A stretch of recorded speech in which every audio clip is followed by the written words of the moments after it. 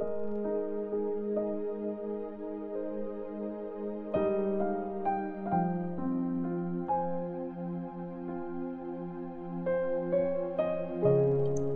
chapter 6. Ang tanong tungkol sa Sabath. Isang araw ng Sabath, habang naglalakad si Jesus sa taniman ng wheat, pumitas ang mga disciples niya ng wheat, kinuskos sa mga kamay nila at sa kanila kinain ang mga butil. Nagtanong ang ilang mga Pharisees, "Bakit niyo ginagawa yan? Sinasabi sa law na bawal yan gawin pag araw ng Sabath." Sumagot si Jesus, "Di niyo ba nabasa ang ginawa ni David nung nagutom siya at ang mga kasama niya? Pumasok siya sa bahay ng Diyos.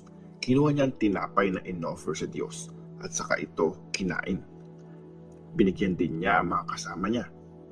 Pero labag yun sa law natin dahil mga priest lang ang pwedeng kumain ng tinapay na yun." Sinabi pa ni Jesus, ang Son of Man ay Panginoon ng Sabath. Ang lalaking paralyzed ang kamay. Noong isa pang araw ng Sabath, pumasok si Jesus sa sinagog at nagturo. May lalaki doon na paralyzed ang kanang kamay. May mga teachers ng law at Pharisees doon na nag-aabang para hanapan ng mali si Jesus. Inabangan nila kung pagagalingin niya ang lalaki sa araw ng Sabath. Pero alam ni Jesus ang iniisip nila, kaya sinabi niya sa lalaking paralyzed ang kamay, "Halika, tumayo ka dito sa harap." Tumayo nga ang lalaki doon. Tapos sinabi ni Jesus sa kanila, "May tanong ako sa inyo. Sa law natin, ano bang pwedeng gawin pag araw ng Sabath? Gumawa ng mabuti o masama? Magligtas ng buhay o pumatay?" Tiningnan ni Jesus ang lahat ng nandun at sinabi niya sa lalaki, "Idiretso mo ang kamay mo." Ginawa nga ito ng lalaki at gumaling ang kamay niya. Sobrang na-bad trip ang mga Pharisees at teachers ng law at pinag-usapan nila kung anong pwede nilang gawin kay Jesus. Pinili ni Jesus ang 12 apostles. Noong time na yon, umakyat si Jesus sa bundok para mag-pray. Magdamag siyang nag-pray sa Diyos. Kinaumagahan, tinawag niya ang mga disciples. Pumili siya ng 12 sa kanila at tinawag niya silang mga apostles. Si Simon na tinawag niyang Peter at ang kapatid niya na si Andrew, sina James at John, Philip at Bartholomew, Matthew at Thomas, si James na anak ni Alphaeus, si Simon ang makabayan, si Judas na anak ni James, at si Judas Iscariot ang nagtraidor.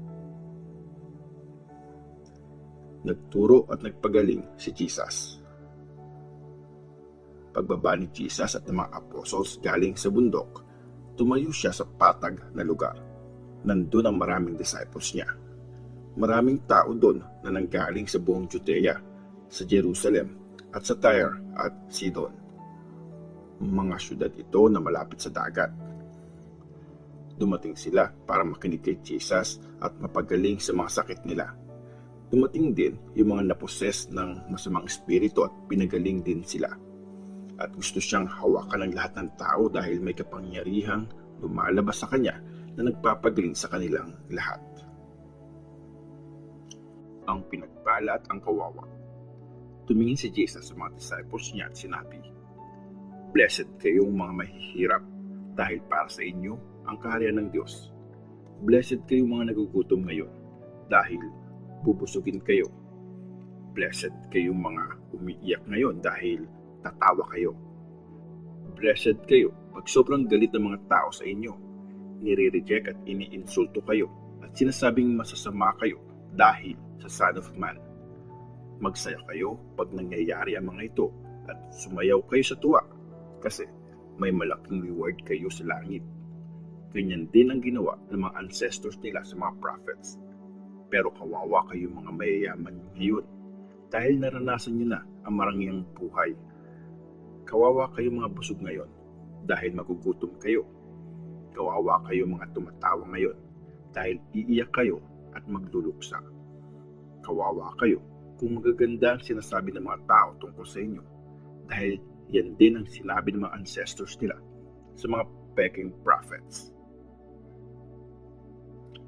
Mahalin mo ang kaaway mo. Pero sinasabi ko sa inyo mga nakikinig sa akin, mahalin nyo ang mga kaaway nyo. Gumawa kayo ng mabuti sa mga nagagalit sa inyo. I-bless nyo ang mga sumusumpa sa inyo at ipag-pray nyo ang mga nang-aapi sa inyo. Pag sinampal ka sa isang pisngi, ipasampal mo din yung isa pa. Kung may kumuha ng coat mo, ibigay mo na din pati yung damit mo.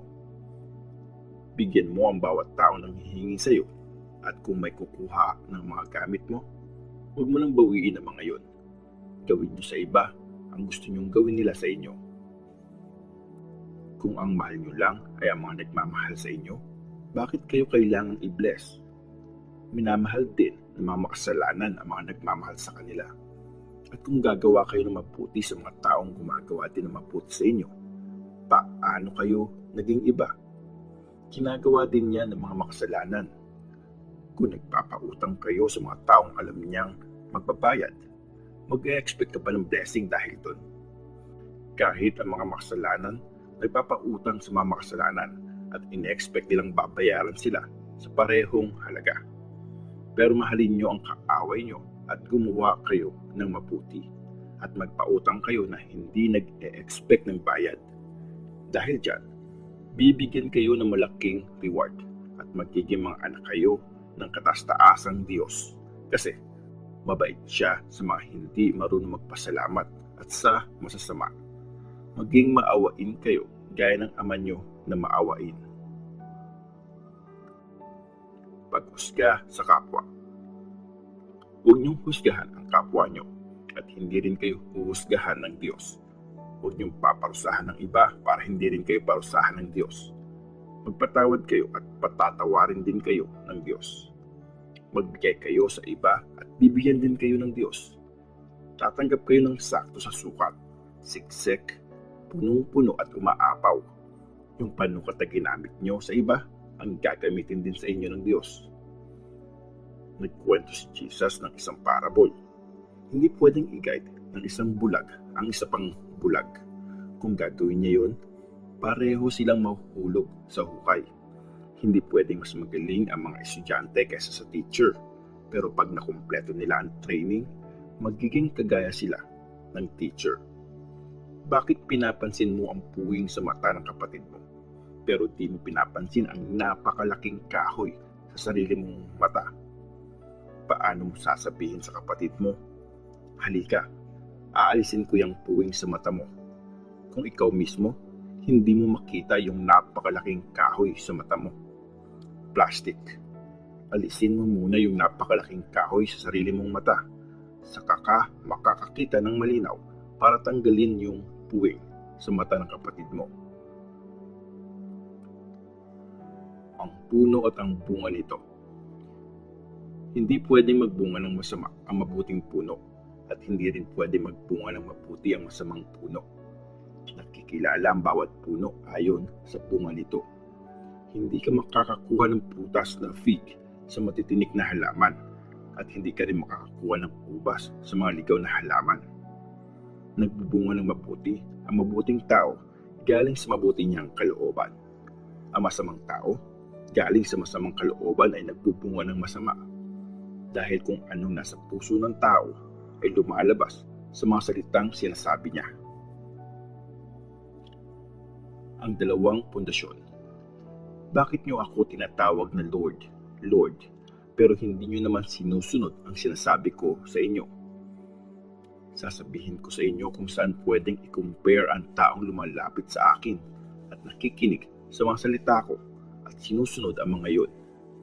Gaya siya ng taong nagtayo ng bahay, humukay ng malalim at nagtayo ng pundasyon sa bato.